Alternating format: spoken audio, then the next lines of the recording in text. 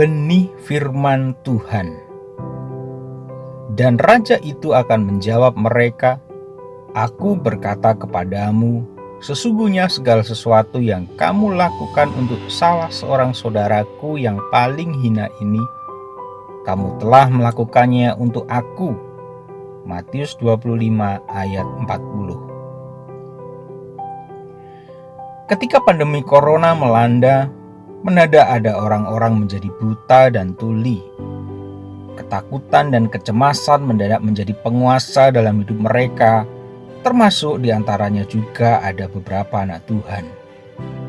Hal ini bahkan membuat orang lupa di atas raja corona ini masih ada raja yang lebih berkuasa.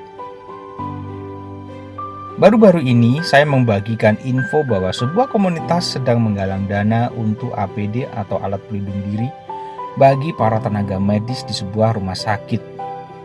Siapa sangka tanggapan paling keras menolak justru saya dapatkan di satu grup komunitas seiman. Saya yang mengira semua orang di grup itu memahami firman, langsung terkaget-kaget. Bukan hanya enggan menabur, orang tersebut malah mengomeli saya karena menurutnya komunitas tersebut dimiliki orang kafir karena tidak memakai nama Kristiani. Tentu saja tidak semua grup Kristen bersikap demikian. Saya melihat juga masih ada bentuk kepedulian dari berbagai gereja terkait hal tersebut.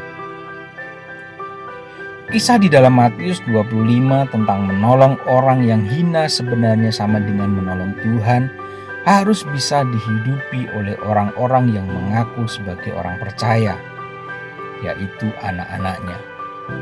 Jika kita ingin melayani Tuhan, jangan berhenti hanya kepada sebuah liturgi gerejawi, di mana harus ada di dalam gedung gereja, terlibat dalam kepengurusan gereja, dan sebagainya.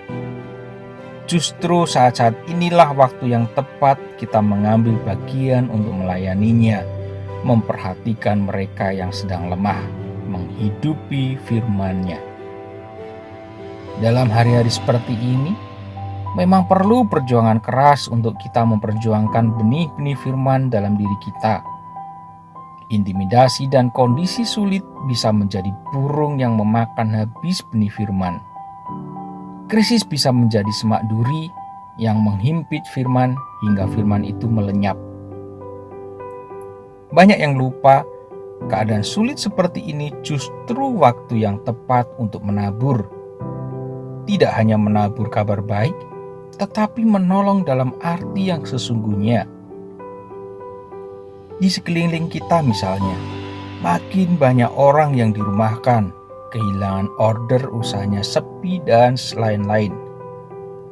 Jangan sampai sebagai anak-anak Tuhan justru semakin mengeksklusifkan diri dan hanya mau menolong yang seiman, atau lebih parahnya, menjadi buta dan tuli hingga hanya mempedulikan kepentingan diri sendiri dan keluarga sendiri saja. Bagaimana dengan Anda? Maukah Anda menjadi pelaku firman-Nya? Jadilah berkat. Amin.